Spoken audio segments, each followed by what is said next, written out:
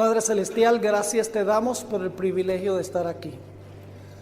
Qué gran oportunidad tenemos de reunirnos como juventud para estudiar juntos, para orar juntos, cantar juntos, disfrutar de la amistad cristiana y recibir energía de las experiencias unos de los otros.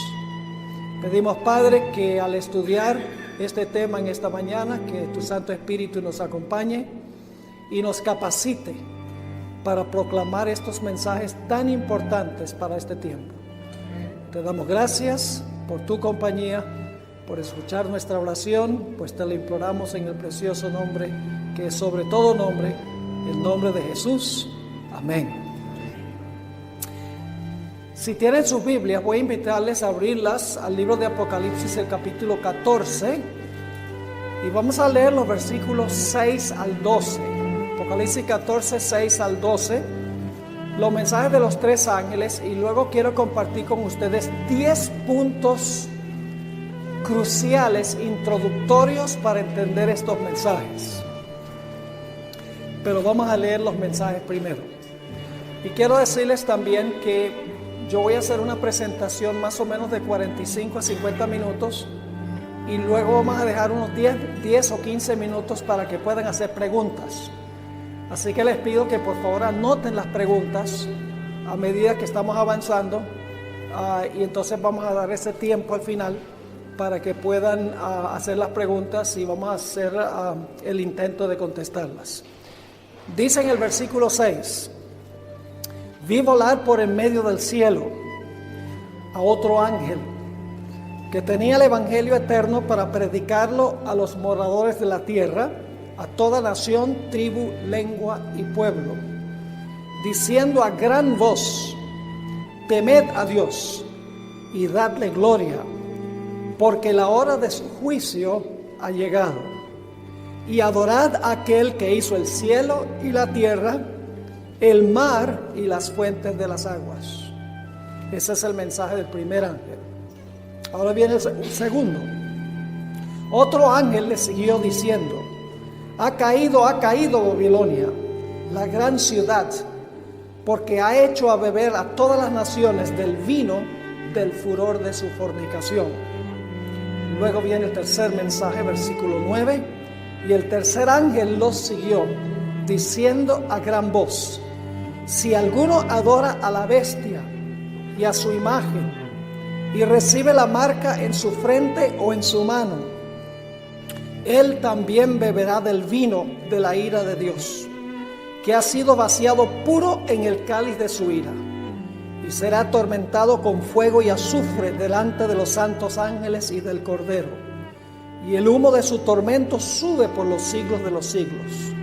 Y no tienen reposo de día ni de noche los que adoran a la bestia y a su imagen, ni nadie que reciba la marca de su nombre. Aquí está la paciencia de los santos, los que guardan los mandamientos de Dios y la fe de Jesús. Son los mensajes de los tres ángeles de Apocalipsis 14. Ahora quiero compartir con ustedes 10 puntos que necesitamos tomar en cuenta al estudiar los mensajes de los tres ángeles. El punto número 1 es que en realidad estos ángeles no son ángeles literales que vuelan por el medio del cielo. Los ángeles representan la tarea que hace un pueblo. Los ángeles representan al pueblo de Dios. La palabra ángel, como ustedes saben, significa mensajero. En Apocalipsis, el capítulo 1 y el versículo 1 al 3 tenemos el proceso. En realidad, lo que sucede es que los seres humanos proclamamos los mensajes de los tres ángeles con la ayuda de los ángeles. Es decir, nosotros somos los mensajeros y somos inspirados por Dios a través del ministerio de los ángeles. En Apocalipsis 1 y el versículo 1 al 3 dice: la revelación de Jesucristo que Dios le dio para manifestar a sus siervos las cosas que deben suceder presto.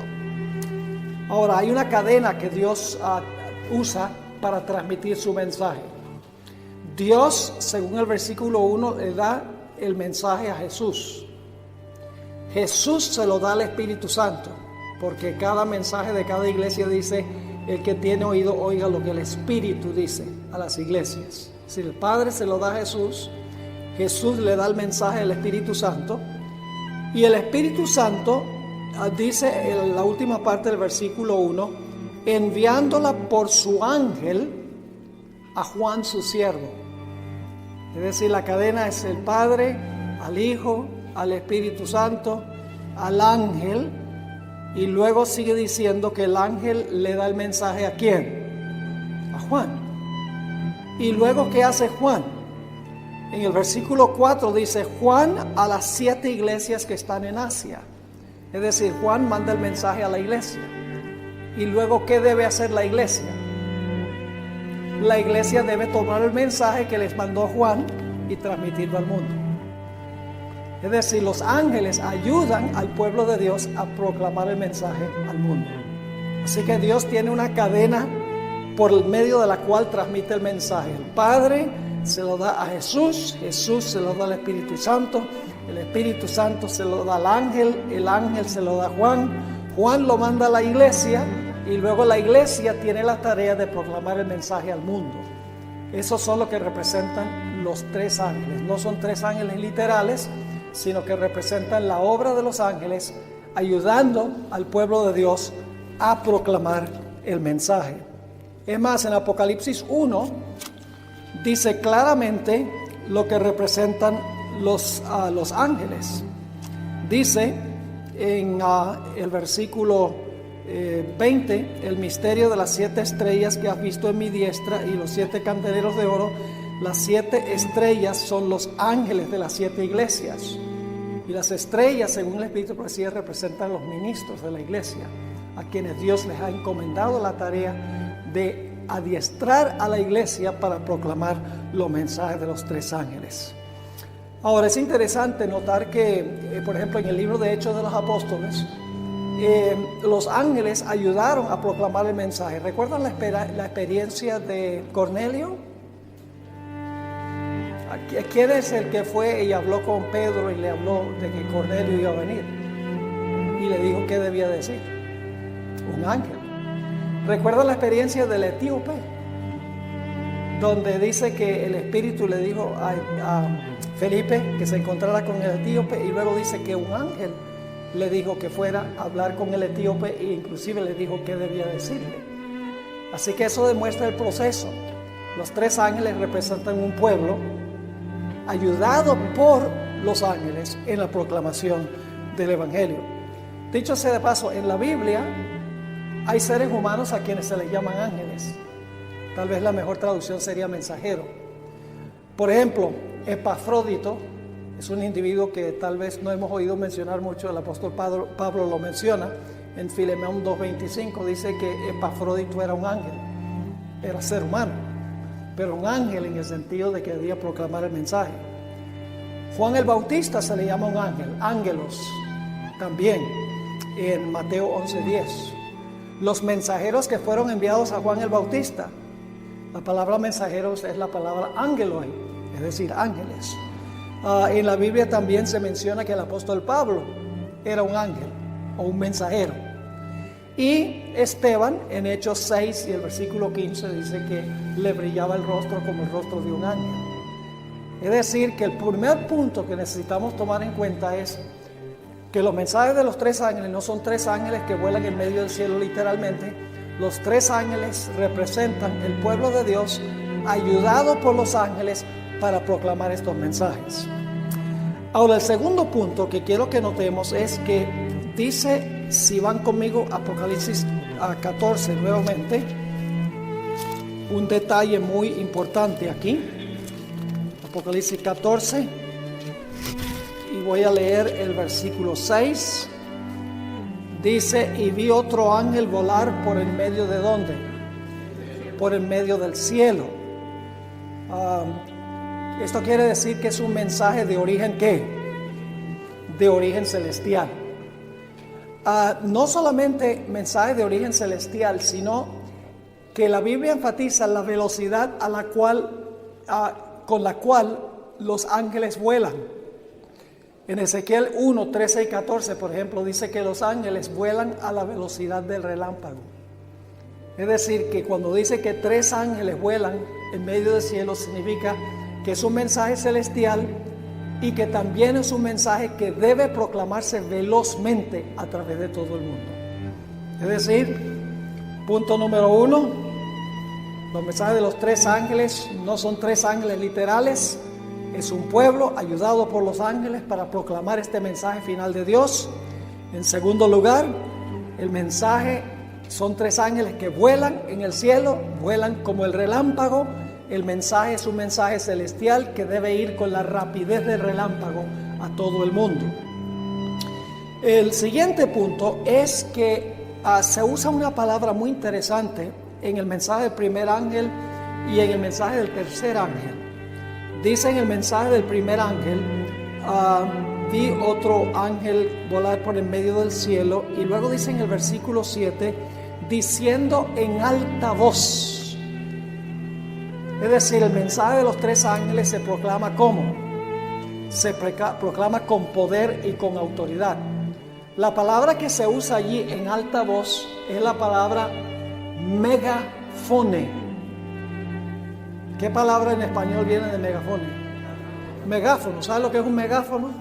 El aparato que usan los directores de conquistadores en un camporí. Empujan un botón y hablan y amplifica la voz. Esa es la palabra que se usa aquí, megáfono. Yo pregunto, ¿el megáfono suena bien fuerte? ¿Cómo no? Así que en el mensaje del primer ángel dice a gran voz, y luego en el mensaje del tercer ángel dice también en el versículo 9, y el tercer ángel lo siguió diciendo en alta voz, es decir, con voz de megáfono. Es decir, los mensajes de los 3 ángeles no se deben proclamar así en forma débil, en forma nada más hablándolos. Hay que proclamarlos con una voz alta y con autoridad. El siguiente punto es que estos mensajes son globales.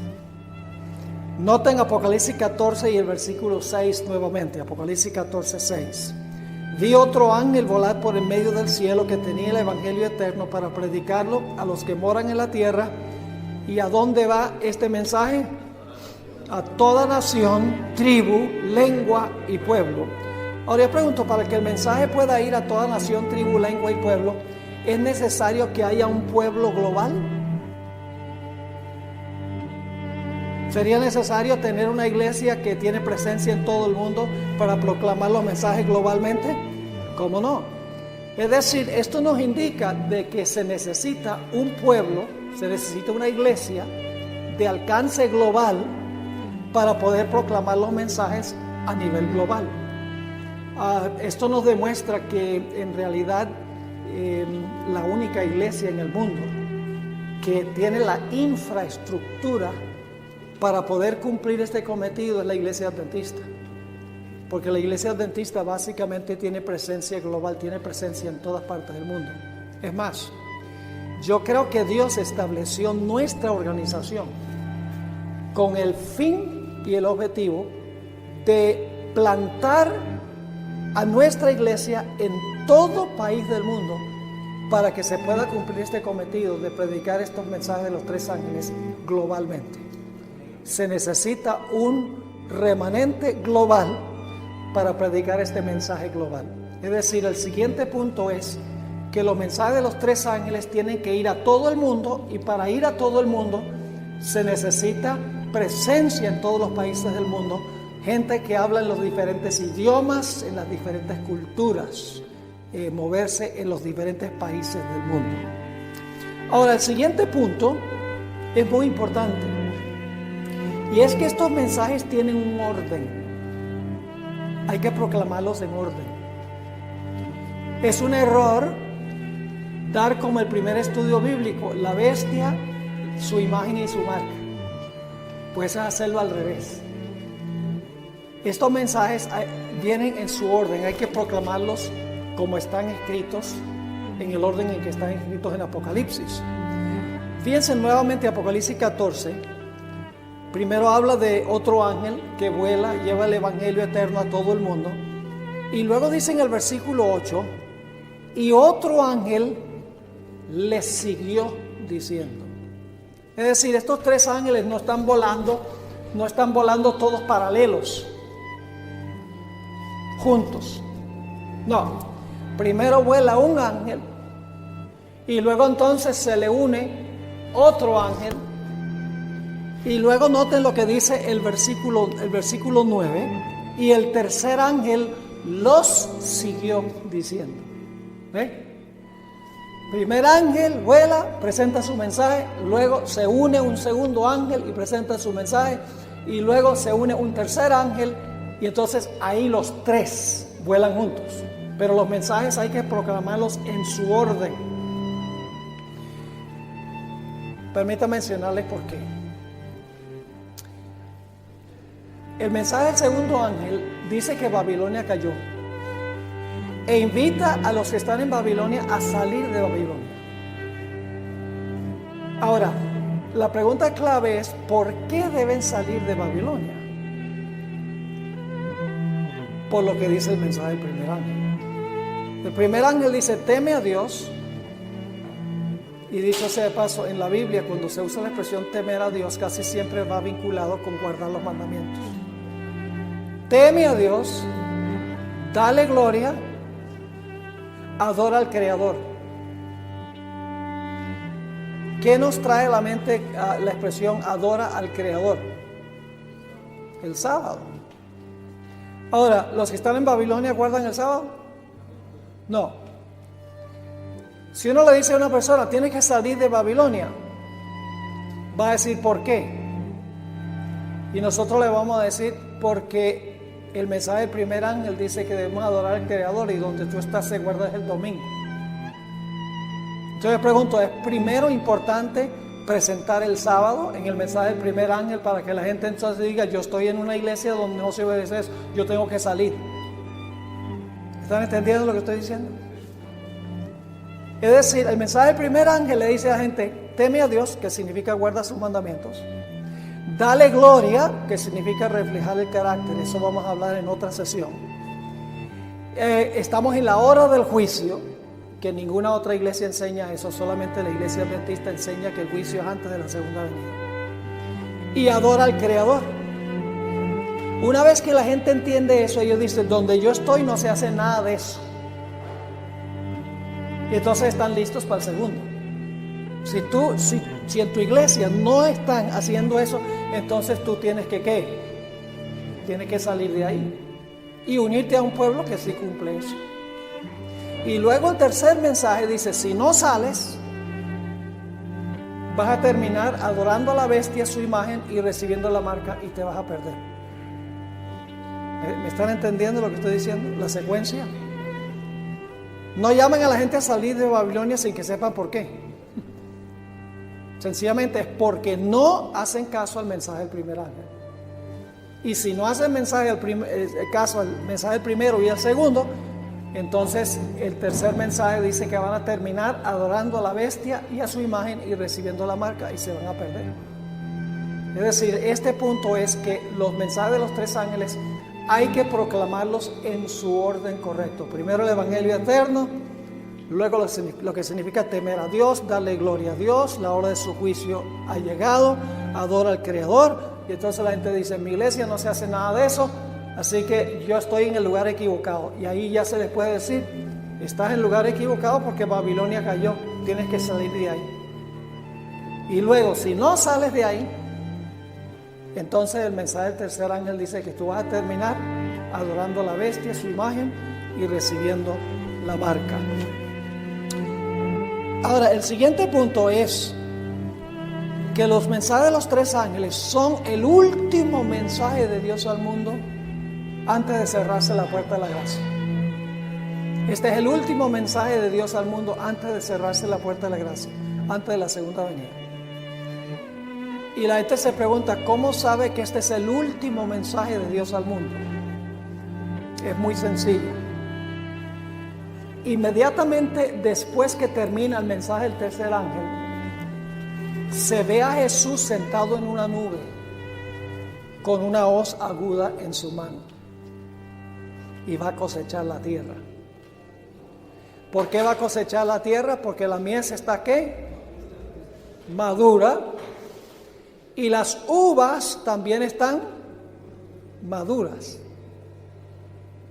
Es decir, todos los seres humanos han tomado su decisión de estar entre la mies, que representa a los justos, o de estar entre las uvas, que representa a los impíos, que son echados en el lagar de la ira de Dios. Es decir, los mensajes de los tres ángeles se proclaman, y luego entonces Jesús, sentado en una nube, va a cegar la tierra. Es decir, los mensajes de los tres ángeles vienen inmediatamente antes de que el Señor Jesucristo coseche la tierra, inmediatamente antes de la segunda venida de Jesús. Por eso sabemos que los mensajes de los tres ángeles son el último mensaje de Dios al mundo, porque apenas termina el tercero, se ve a Cristo viniendo en una nube para cosechar la tierra. Esa es su venida. El siguiente punto que quiero mencionar es que el Evangelio eterno afecta nuestra conducta. El Evangelio eterno afecta nuestra conducta. El mensaje del primer ángel comienza diciendo que hay que predicar el Evangelio eterno. Ahora, ¿qué es el Evangelio eterno? Bueno, es eterno porque existió desde los siglos de la eternidad, antes que entrara el pecado. Y después que termine el pecado, nosotros seguiremos estudiando el misterio del plan de la salvación por la eternidad futura. Por eso es el Evangelio eterno. Pero ¿qué es el Evangelio? El Evangelio es que el Señor Jesucristo vivió una vida perfecta para ofrecerle a la ley lo que nosotros no podemos ofrecerle. Y entonces Jesús murió cargando los pecados de los seres humanos. Vivió por nosotros y murió por nosotros. Y la Biblia enseña que cuando una persona se arrepiente, confiesa sus pecados y recibe a Jesús como su Salvador personal, el Señor Jesucristo toma su vida perfecta y nos la pone a nuestra cuenta. Y Dios nos mira a nosotros en Cristo. No nos mira a nosotros, sino que mira a Jesús. Y Dios toma la muerte de Cristo y también nos la pone a nuestra cuenta. Él murió para que yo no tenga que morir. Es decir, vivió en nuestro lugar y murió en nuestro lugar. Ese es el Evangelio. Pero la mayoría de las iglesias creen eso. La mayoría de las iglesias paran allí y dicen, sí, Cristo vivió y murió por mí y ya, eso es todo. Pero el mensaje del primer ángel, escuchen bien, después que se dice que el Evangelio eterno debe ir a toda nación, tribu, lengua y pueblo, luego nos dice cuál es la reacción de las personas que reciben el Evangelio eterno. Porque el primer ángel dice, temed a Dios. Es decir, los que han recibido el Evangelio, ¿qué van a hacer? Y ese es un imperativo. Es decir, la palabra temed es un imperativo, es un mandato. En griego, en el idioma griego, no es un indicativo, sino que es un imperativo. Temed a Dios, que casi siempre se conecta en la Biblia con guardar los mandamientos de Dios. Y luego dice, dadle gloria. Ese es un imperativo también, es una sola palabra, doxazo en griego. En español se traduce con dos, dadle gloria o darle honra, pero en el griego es una sola palabra. Es decir, que la persona que ha recibido el Evangelio no solo va a guardar los mandamientos, sino que va a darle a Dios ¿qué? Va a darle a Dios gloria. Y luego hay un tercer imperativo que dice, adorad a aquel. Un imperativo también. El que realmente ha recibido el Evangelio va a adorar a Dios, el Creador. Le va a rendir culto, homenaje, le va a rendir obediencia. Es decir, el mensaje del primer ángel no solamente nos dice que Cristo vivió por nosotros y murió por nosotros. El mensaje del primer ángel dice, como resultado de haber recibido el Evangelio, tú debes temer a Dios, debes darle gloria y debes adorar a Dios.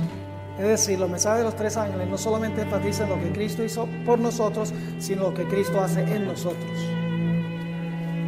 Nuevamente, este punto es que el Evangelio eterno afecta nuestra conducta, nuestro diario caminar.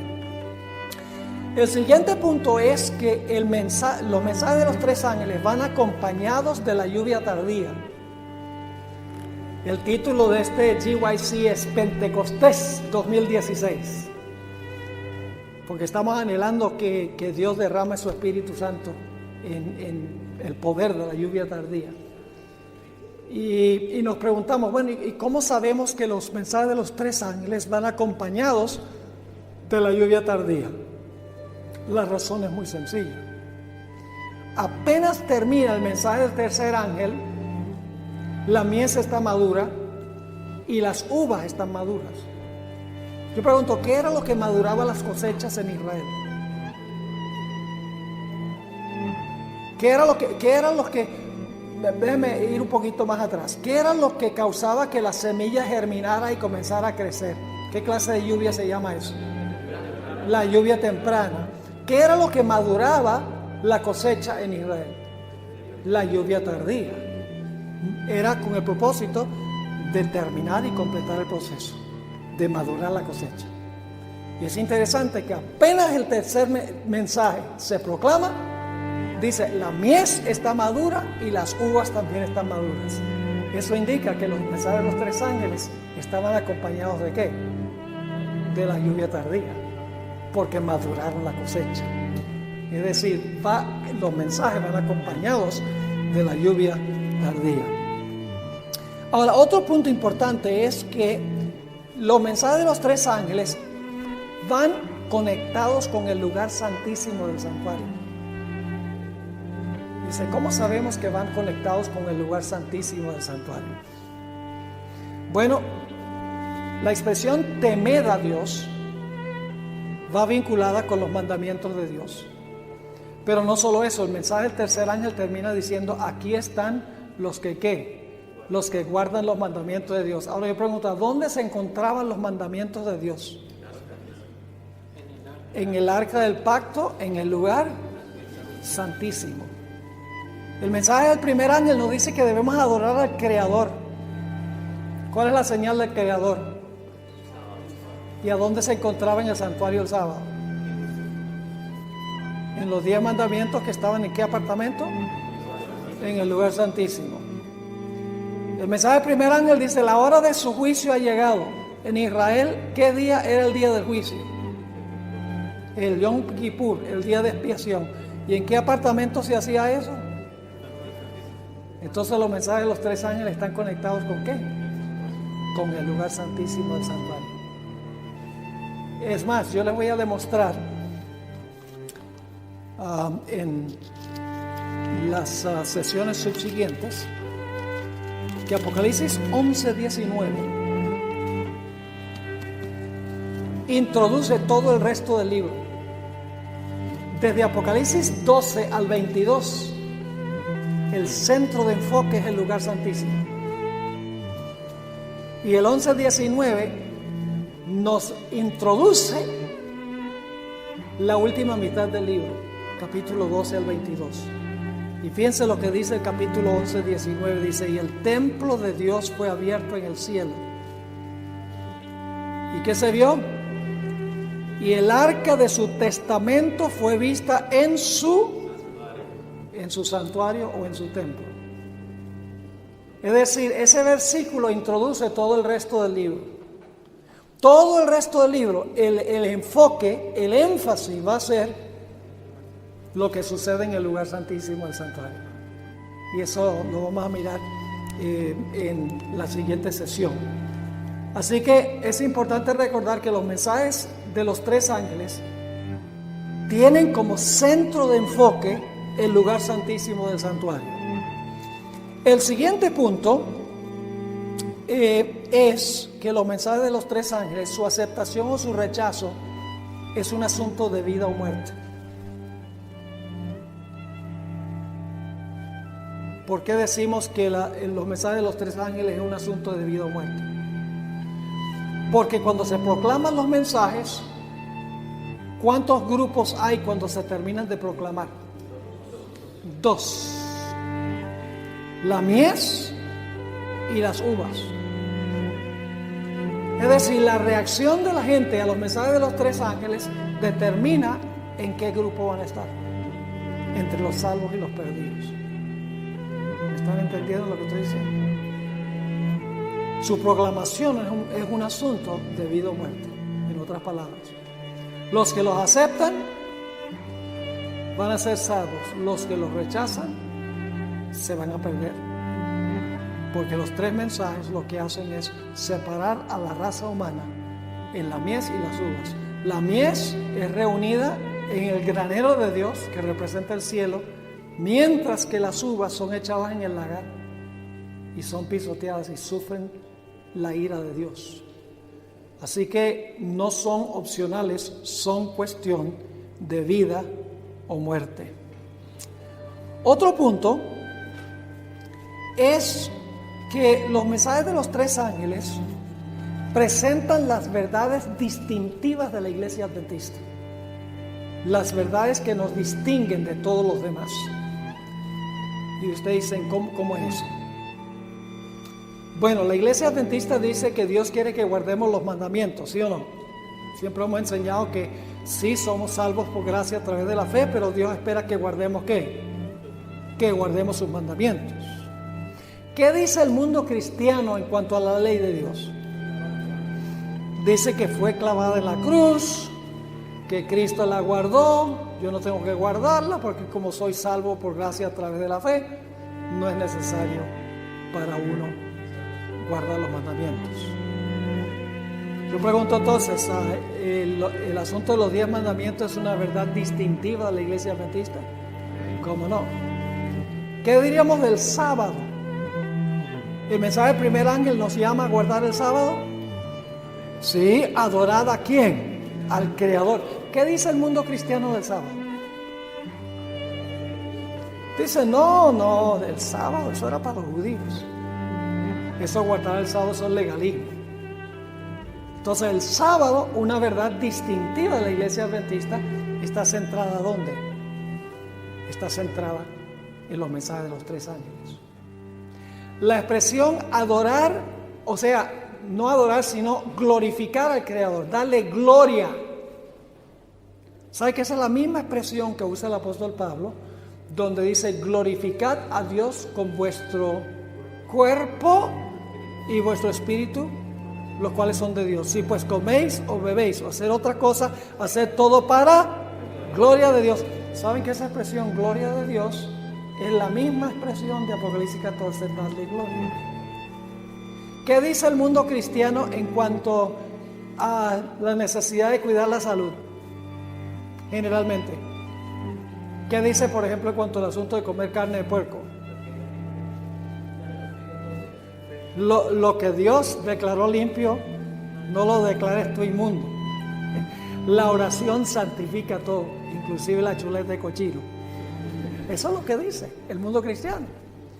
Pero el mensaje del primer ángel nos dice que debemos glorificar a Dios, que no significa solo glorificarlo con nuestro carácter, sino que significa glorificarlo con nuestro cuerpo físico, cuidando nuestra salud. Pero el mundo cristiano dice no. Ahora, ¿qué dice el mundo cristiano en cuanto al juicio? Para el mundo cristiano, ¿cuándo es el juicio? Cuando Jesús venga. Como dice el credo, vendrá a juzgar a los vivos y a los muertos. Pero ese no es el concepto bíblico del juicio. La Biblia enseña, y esto lo vamos a estudiar en nuestra próxima sección, la Biblia enseña que el juicio comenzó en 1844 y está transpirando ahora. El juicio se realiza antes de que se cierre la puerta de la gracia. Esa doctrina es única de la iglesia adventista del séptimo día. No la tiene ninguna otra iglesia. Y está tan claro, lo vamos a ver aquí, está tan claro este asunto en la Sagrada Escritura que uno no sabe cómo es que los cristianos no son capaces de entender esto. Que el juicio se realiza antes de la segunda venida de Jesús. Así que el mundo cristiano dice, el juicio es cuando Cristo venga. Puedes arrepentirte hasta el momento cuando Jesús ya está en la nube. Yo soy tuyo, Señor. Y en ese momento ya puedes estar en el lado de Dios. No, la Biblia dice que la puerta se va a cerrar antes de que Cristo venga. Y luego después viene un tiempo de angustia terrible. El mundo cristiano particularmente los carismáticos, los pentecostales, etcétera, dicen, en realidad la iglesia, Dios se la va a llevar al cielo en el rapto, antes de la tribulación, antes del tiempo de angustia. Eso no nos toca a nosotros, es lo que dice. Pero la iglesia adventista enseña en armonía con la Biblia que la puerta de la gracia se va a cerrar y luego el pueblo de Dios estará aquí durante el tiempo de angustia. Por eso tenemos que prepararnos para ese tiempo, porque va a ser una prueba muy grande. Así que el mundo cristiano tiene esa verdad distintiva equivocada. ¿Qué dice el mundo cristiano en cuanto a los muertos? Dicen que los muertos todos saben. Si una persona se murió y fue buena, ¿a dónde está? En el cielo. Si fue mala, en el infierno. Y si fue medio mala, en el purgatorio. Exactamente. Crean estas diferentes esferas. Ahora, fíjense que la verdad distintiva de la iglesia adventista de que los muertos nada saben se encuentra en los mensajes de los 3 ángeles y se encuentra encerrada en el santuario. Todas estas doctrinas están en el santuario, en el lugar santísimo del santuario. Yo pregunto, ¿la reforma por salud está en el santuario, en el lugar santísimo? ¿Saben que había un pote de maná ahí? ¿Qué quiso enseñar Dios con el maná? Una dieta sencilla. ¿Y qué quiso Israel? No, la comida rica de Egipto. Esa comida vegana demasiado aguada. Dios quiso enseñar el cuidado de la salud con el maná. Y estaba el pote de maná estaba en el lugar santísimo. El sábado en el lugar santísimo. La ley en el lugar santísimo. El juicio en el lugar santísimo antes de la segunda venida. Y el estado de los muertos también está centrado en el lugar santísimo. Y está en los mensajes de los 3 ángeles. Les explico. El juicio comenzó en 1844. ¿Con quién empezó el juicio? ¿Cuál fue la primera persona en ser juzgada? Adán. La hermana White dice en el conflicto de los siglos que comenzando con los que primero vivieron sobre la tierra. No con algunos dicen, no empezó con Abel. No es con los que primero murieron, sino con los que primero vivieron sobre la tierra. Y Adán sería el primero. Así que ¿cuándo fue juzgado Adán? Fue el primero en ser juzgado en 1844. Entonces yo pregunto, ¿dónde estaba Adán hasta 1844? ¿En el cielo? No. ¿Cómo iba a ir al cielo antes de que lo juzgaran? ¿Me están entendiendo? El creer que el juicio comienza en cierta fecha y que Adán fue el primero en ser juzgado indica que ni Adán ni nadie más va a ir al cielo hasta que su caso se examine en el juicio. Así que cuando la Biblia dice la hora de su juicio ha llegado, que es el 22 de octubre de 1844, significa que ahí comienza a decidirse quién va a ir al cielo y quién no. Lo cual significa que la gente no se fue para el cielo cuando se murió, sino después que se juzga su caso cuando Jesús venga. Eso indica que los muertos están ¿qué? Que los muertos están muertos hasta que su nombre surja en el juicio. Es decir, el estado de los muertos está también contenido en el lugar santísimo y en los mensajes de los 3 ángeles. El último punto que quiero mencionar es que los que hagan caso particularmente al mensaje del tercer ángel van a pararse victoriosamente sobre el monte de Sión con el Señor Jesús. Ahora yo pregunto, el mensaje del tercer ángel dice que no debemos adorar a la bestia, ni su imagen, ni recibir su marca. ¿Es importante saber quién es la bestia? Sí, porque si usted no sabe quién es la bestia, va a terminar adorándola. ¿Es importante saber quién es la bestia para saber cuál es la imagen de la bestia? Si usted no sabe quién es la bestia, ¿cómo va a saber qué es la imagen? ¿Es importante saber quién es la bestia para saber qué es la marca de la bestia? ¿Cómo no? Ahora, los que aceptan el mensaje del tercer ángel van a ser victoriosos. Noten Apocalipsis 15. Apocalipsis 15 y el versículo 2 al 4. Dice allí: y vi así como un mar de vidrio mezclado con fuego, y los que habían alcanzado la ¿qué? La victoria, ¿sobre quiénes? Sobre la bestia y de su imagen y de su señal y del número de su nombre. Estar sobre el mar de vidrio teniendo las arpas de Dios. Y cantan el cántico de Moisés, siervo de Dios, y el cántico del Cordero, diciendo: grandes y maravillosas son tus obras, Señor Dios Todopoderoso. Justos y verdaderos son tus caminos, Rey de los santos. ¿Quién no te temerá, oh Señor, y engrandecerá tu nombre? Porque tú solo eres santo, por lo cual todas las naciones vendrán y adorarán delante de ti, porque tus juicios son manifestados. Así que el grupo victorioso será el que gana la victoria sobre la bestia, su imagen y su marca. Entonces es importante anunciarle al mundo quién es la bestia y cuál es la imagen de la bestia y cuál es la marca de la bestia. Lógicamente que sí. Pero a veces, ¿qué sucede con nosotros? A veces decimos: no, mejor no proclamamos eso porque la gente se ofende. Ahora, si proclamamos el mensaje del primer ángel, si la gente entiende el mensaje del primer ángel bien y entiende el mensaje del segundo ángel bien, de salir de Babilonia, no va a tener ningún problema con el mensaje del tercer ángel, porque ya estarán preparados para aceptar el mensaje del tercer ángel. Porque en realidad la bestia representa ¿qué sistema? El papado. ¿Y qué representa la imagen de la bestia? Representa el protestantismo apóstata. Es decir, tenemos la iglesia romana y el protestantismo apóstata. Ahora, sobre esta pregunta,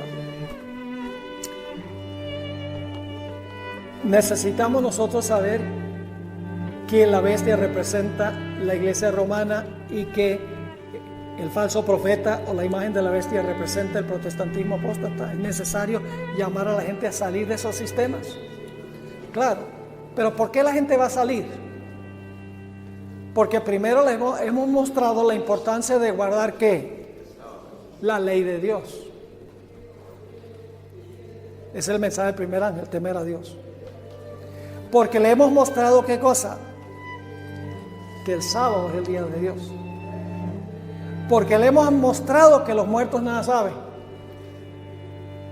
Porque le hemos mostrado que estamos en la hora del juicio. Porque le hemos mostrado que hay que glorificar a Dios con nuestra salud. Porque nuestro cuerpo y nuestro espíritu pertenece a Dios. Entonces, cuando ellos escuchan el mensaje del primer ángel conectado con el lugar santísimo, ellos dicen: a donde yo estoy no se hace nada de eso. No se cree nada de eso. Yo estoy en el lugar equivocado. Y entonces están listos para aceptar el segundo mensaje. Y el segundo mensaje, ¿qué cosa? Babilonia cayó, porque no acepta nada de esto. Y por lo tanto yo no me voy a quedar ahí, yo me voy a salir. Y el tercer mensaje dice: si tú entendiste el mensaje del primer ángel y no saliste cuando llamó el segundo ángel, estás en peligro finalmente de adorar a la bestia, de adorar su imagen y de recibir su marca. Y si haces eso, el resultado será la perdición eterna.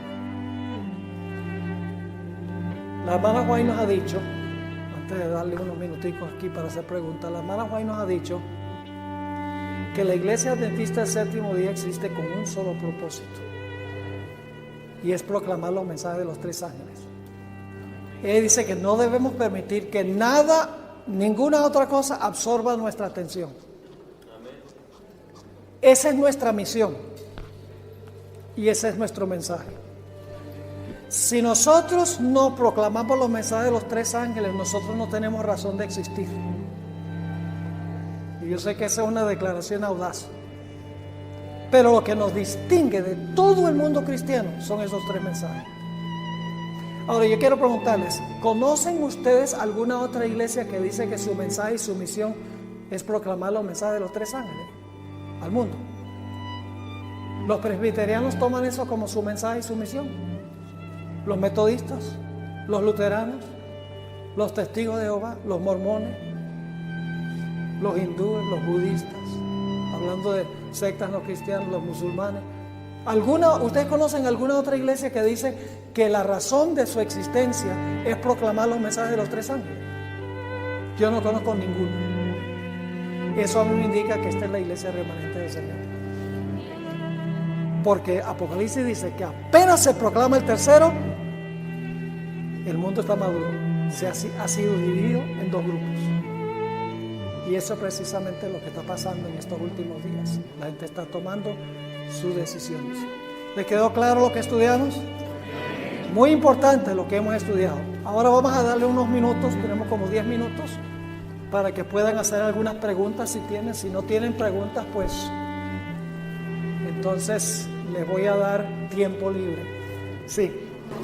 Pastor, usted dijo que el mensaje del tercer ángel va acompañado del derramamiento de la lluvia tardía. Correcto. Y la iglesia tiene un poco más de 150 años que está predicando el mensaje de los tres ángeles.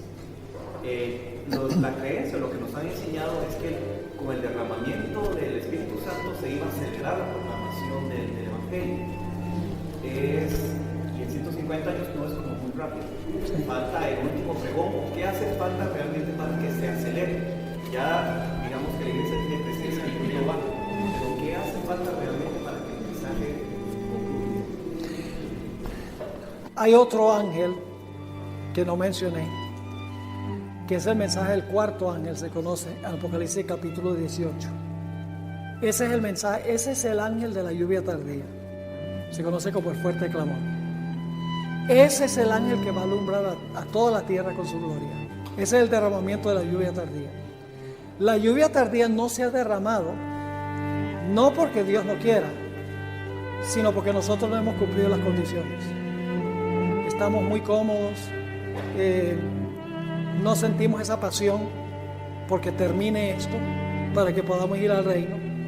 Estamos haciendo como los que reconstruyeron los muros del templo de Jerusalén, cada uno enmaderando su casa y preocupándose por sus quehaceres y por tener sus bienes, etcétera. Y no tenemos esa pasión para que termine esto y para que el Señor Jesucristo venga. Es decir, no hemos hecho una entrega completa y total al Señor. Ahí está el problema. Y cuando suceda eso, y no va a ser la mayoría, Dios ha sembrado gente fiel en todas partes del mundo a través de la organización. Pero solo habrá un pequeño remanente en cada lugar que va a terminar la obra del Señor. Tristemente, porque Dios quisiera, mire, si toda la iglesia adventista hoy en día hiciera lo que debemos estar haciendo, ya estaríamos en el reino.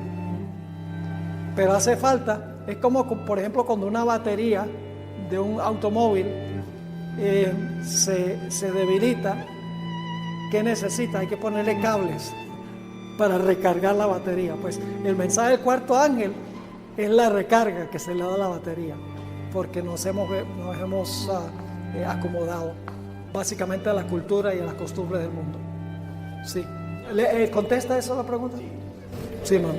Tengo un aporte, algo que vi y una pregunta. Recuerdo otro mensaje suyo en donde usted menciona de que la progresión de Daniel 2 es de oriente a occidente. Uh-huh. Y me llamó la atención de que el mensaje de Apocalipsis 14 comienza tierra, nación, tribu, lengua y pueblo. En contraposición con Apocalipsis 13 está al revés: tribu, pueblo, lengua, nación, y en el verso 11, tierra. Es decir, lo que agrega el hecho de que el mensaje este mensaje tiene que ser proclamado primero en Estados Unidos, o sea, históricamente tiene que nacer en Estados Unidos. ¿Sucedió? Así sucedió, es decir, porque empieza en la tierra y luego va a toda nación, tribu, lengua y pueblo. Es decir, al revés de cómo comenzó el caso de Apocalipsis 13. Ahora, otra pregunta, la pregunta que tengo es, el juicio comenzó para nosotros, nuestra interpretación, en 1844. Una vez alguien me preguntó, me hizo una pregunta bien curiosa y me dijo, ok, me dice, si el juicio empezó en 1844, me dice, porque la obra de la redención aún no estaba concluida. Exactamente, ¿verdad? Es lo que creemos, que la obra de la redención no se concluyó en el Calvario, es decir, no se terminó, faltaba la obra de expiación. Y entonces me preguntó, ¿y por qué Jesús dijo, consumado es en la cruz? Es una buena pregunta. ¿Oyeron la pregunta que él hizo? Para el mundo cristiano todo terminó en la cruz. Déjenme mencionar que la provisión de la salvación se completó en la cruz. Porque Cristo había vivido una vida sin pecado que yo puedo reclamar como mía. Y porque Jesús había muerto por los pecados de toda la raza humana, pagando la deuda de todos los seres humanos. Es decir, la vida perfecta y la muerte de Cristo son una provisión perfecta y completa para la salvación de cada ser humano que jamás haya vivido en la historia del planeta. Pero eso, cada individuo tiene que aceptarlo y recibirlo personalmente. A través del arrepentimiento, la confesión del pecado y reclamar a Cristo como Salvador personal. Es decir, que lo que fue Jesús a hacer al cielo, después que murió en la cruz, cuando ascendió al cielo para hacer una obra intercesora, es para representar a todas las personas que reclaman lo que Él hizo a través de su vida y su muerte. El mundo cristiano no enfatiza ese punto, que nada más porque Cristo vivió y murió por todos no significa que todos se van a salvar. Porque Juan 3:16, nos gusta leer la primera parte, pero se nos olvida la segunda, donde dice, porque de tal manera amó Dios al mundo que daba a su Hijo unigénito. Es decir, lo que hizo Jesús con su vida y su muerte lo hizo por todo ser humano que jamás haya vivido. Pero la segunda mitad del versículo dice, para que todo aquel que en Él cree no se pierda, mas tenga vida eterna. Usted tiene que recibir la vida de Cristo, su muerte como suya, a través del arrepentimiento, la confesión y la fe en Jesús. O si no, queda con su deuda. Yo tengo dos ilustraciones sobre esto. Y la primera es, por ejemplo, yo le compro un regalo de Día de la Madre a mi esposa. ¿Cuánto le cuesta a ella el regalo? Nada. ¿A quién le cuesta? A mí. Yo compro el regalo, yo lo pago, pero la que lo recibe no le cuesta ni un centavo. Pero yo pregunto, ¿tiene ella la opción de aceptar o rechazar el regalo? Y si rechaza el regalo, ¿el pago fue en vano? Le pregunto, si rechaza el regalo, ¿el pago mío fue en vano? Sí, Señor, para ella sí, porque no lo recibió. Cristo, por su vida y su muerte, compró el regalo de la salvación, pero yo tengo que recibirlo, o si no, de nada me beneficia. Uso otra ilustración de lo que yo llamo el banco del universo. Es un banco que le pertenece a un multicuatrillonario. Tiene suficiente dinero en ese banco para pagar todas las deudas de todos los seres humanos que jamás hayan vivido en el planeta, y deudas de tarjetas de crédito, deudas educativas, deudas de automóvil, de la hipoteca, todo. Depositó suficiente dinero en ese banco para cancelar las deudas de todos los seres humanos. ¿Cuántos creen ustedes que irían a ese banco? Habría una cola que le daría vuelta varias veces al mundo. Sí, yo puedo ir a reclamar el capital ahí en el banco que depositó este individuo para pagar todas mis deudas, yo me pongo en cola. Pero solo hay una condición: el capital está ahí, pero usted tiene que venir a reclamarlo. Es decir, tiene que hacer cola, tiene que venir al banco y tiene que pedir el capital. ¿Qué sucede si usted no viene a buscar el capital? Queda endeudado, ¿verdad que sí? Habiendo provisión para pagar la deuda, queda endeudado. Cuando Jesús vivió y murió, Él depositó suficiente capital en el banco del cielo para salvar a todo ser humano que jamás haya vivido. Pero usted tiene que venir al banco a sacar la plata. Usted tiene que venir al banco para reclamar su vida y para reclamar su muerte como suya.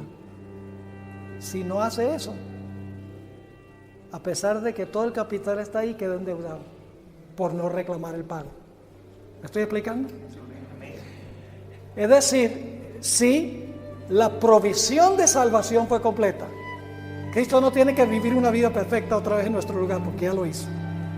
No tiene que morir por nuestros pecados porque ya lo hizo. El capital está en el banco. Lo único que falta es descubrir quién va a reclamar el capital. Y en nuestro evangelismo el propósito es decirle a la gente, mira, el capital está allí, reclámalo, ven al banco. A través del arrepentimiento y la confesión del pecado y la fe en Jesús. Dile a Jesús, yo soy un miserable pecador, pero Señor, tú viviste una vida en mi lugar, moriste tu muerte en mi lugar, reclamo eso, Señor. Y Jesús toma su vida y su muerte y nos lo pone a nuestra cuenta y nos mira como si nunca hubiéramos pecado. Yo pregunto, ¿creen ustedes que por gratitud vamos a querer vivir por Él? Al ver lo que Él pagó, ¿creen que vamos a querer vivir para Él? Lógicamente. La vida santa es porque nosotros apreciamos que Jesús se haya vivido y haya muerto por nosotros. Es decir, la motivación es la gracia y el amor de Jesús para con nosotros. La bondad de Dios nos lleva al arrepentimiento, dice el apóstol San Pablo. Y en la historia del hijo pródigo está claramente ilustrado. Cuando el hijo pródigo está inmiscuido en el pecado allá con las rameras, gastando el dinero del padre y todo, dice, ay, me acuerdo de cuán bueno era mi papá. La bondad del padre es lo que lo atrae y lo que lo lleva a arrepentirse. El arrepentimiento no es algo que yo hago. Dios da el arrepentimiento. En Hechos 5:31 dice, Dios da arrepentimiento.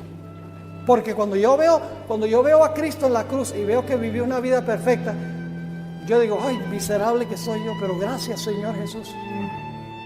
Y entonces yo no voy a querer seguir viviendo una vida que puso a Cristo en la cruz. ¿Me están entendiendo lo que estoy diciendo? Entonces son lo que las personas no entienden en realidad. Y fíjense, ¿saben cuál es el propósito del juicio? El propósito del juicio es determinar si nuestro arrepentimiento fue genuino o no. Yo pregunto, ¿todo arrepentimiento es genuino? ¿O hay gente que tiene lágrimas de cocodrilo? ¿Hay cristianos que tienen lágrimas de cocodrilo? Claro. Yo pregunto, ¿puede Dios revocar el perdón? Una vez que Dios perdona, ¿puede Dios revocar ese perdón? Sí, Señor. En el juicio se determina si el reclamo que usted hizo fue sincero o no, si usted se arrepintió en verdad o no. ¿Y sabe lo que demuestra si nuestro arrepentimiento es genuino o no? Nuestra vida. Por eso somos salvos por gracia a través de la fe, pero seremos juzgados por obras, porque las obras demuestran si la fe fue genuina o no. Es como un esposo que dice, ay, yo amo tanto a mi esposa y la golpea.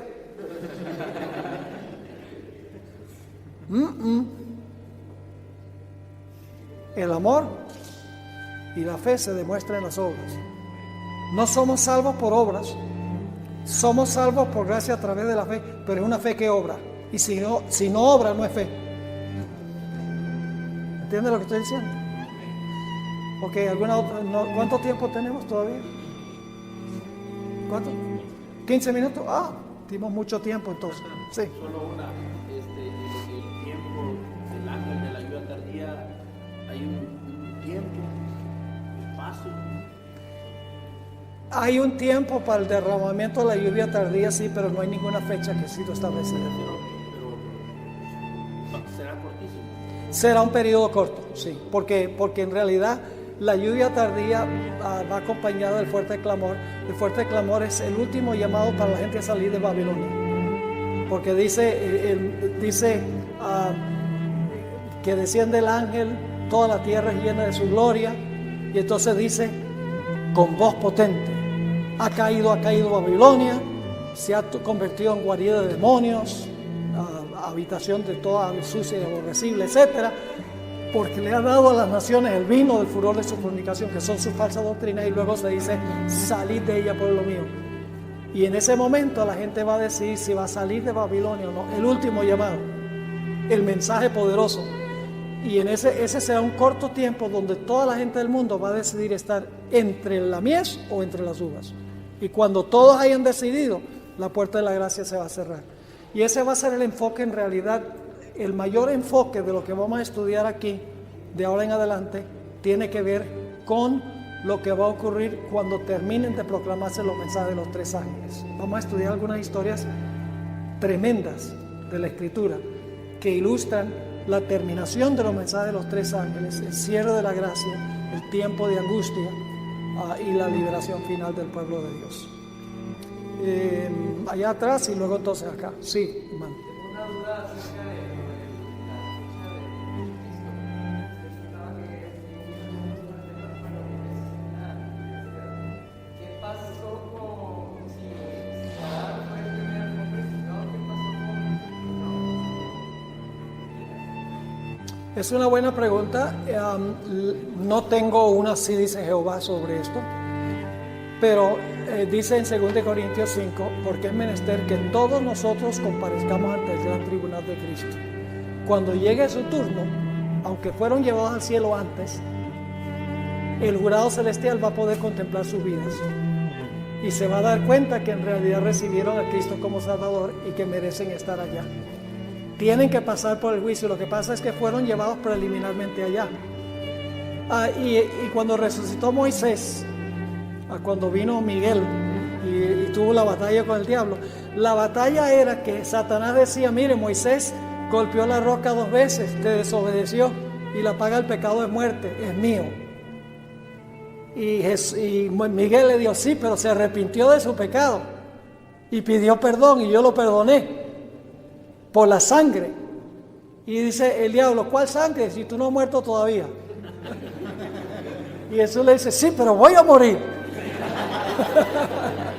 Es decir, Cristo llevó a Moisés al cielo basado en la promesa de su muerte, y por eso el juicio será en su turno, se examinará y Dios demostrará que fue justo en llevárselos.